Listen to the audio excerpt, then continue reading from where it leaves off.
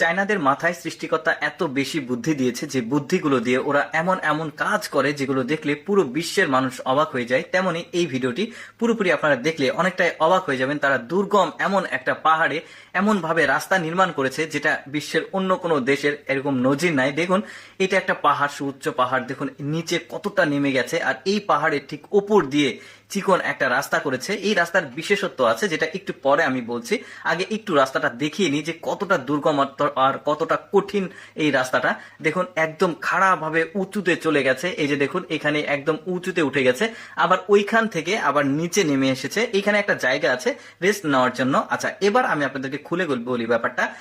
এটা হচ্ছে সিঁড়ির রাস্তা, অর্থাৎ আপনি বাইক, গাড়ি, কোনো কিছু যানবাহন নিয়ে আসতে পারবেন না, হেঁটে হেঁটে আপনাকে এই রাস্তাতে ভ্রমণ করতে হবে। মূলত ট্যুরিস্টদেরকে কেন্দ্র করে, মানে টার্গেট করে এই রাস্তাটাকে নির্মাণ করা হয়েছে, জাস্ট ফর ভিউ দেখার জন্য। এই যে দেখতে পাচ্ছেন আশেপাশের যে সৌন্দর্য, সেই সৌন্দর্য একদমই মনোমুগ্ধকর, কারণ এখানে নদী রয়েছে, শহর রয়েছে, আর একদম পাহাড়ের ওপর দিয়ে এই রাস্তাটাকে নির্মাণ করেছে, যেটাতে হেঁটে যেতে হবে আপনাকে। অনেকটা দীর্ঘ রাস্তা, মানে যাদের ট্রেকিং করার অভ্যাস রয়েছে, হাঁটার অভ্যাস রয়েছে, পাহাড়ে ওঠার নামার অভ্যাস রয়েছে, তারা কিন্তু এইরকম এক্সট্রিম লেভেলের রাস্তাগুলোতে ভ্রমণ করতে আসে। দেখুন কিছু কিছু জায়গাতে একটু পর পর রেস্ট নেওয়ার জায়গা আছে, কিছু দোকানপাট আছে দুই একটা করে, আর মানে সুযোগ সুবিধা আছে, বিদ্যুতের ব্যবস্থাও রয়েছে।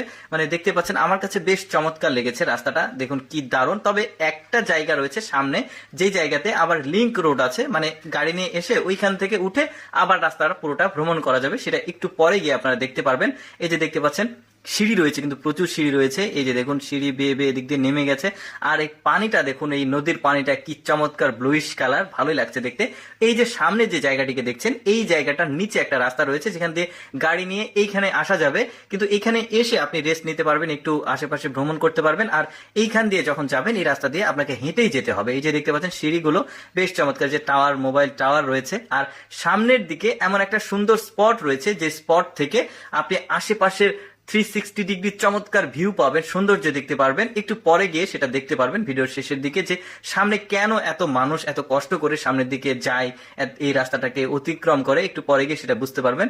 এই যে দেখুন সিঁড়িগুলো দেখা যাচ্ছে, এখানে টাওয়ারও রয়েছে। ওই যে বললাম মাঝে মাঝে কিন্তু একটু একটু করে এই যে মানে জায়গা দেখা যাচ্ছে যেখানে মানুষ ক্লান্ত হয়ে গেলে রেস্ট নিতে পারবে।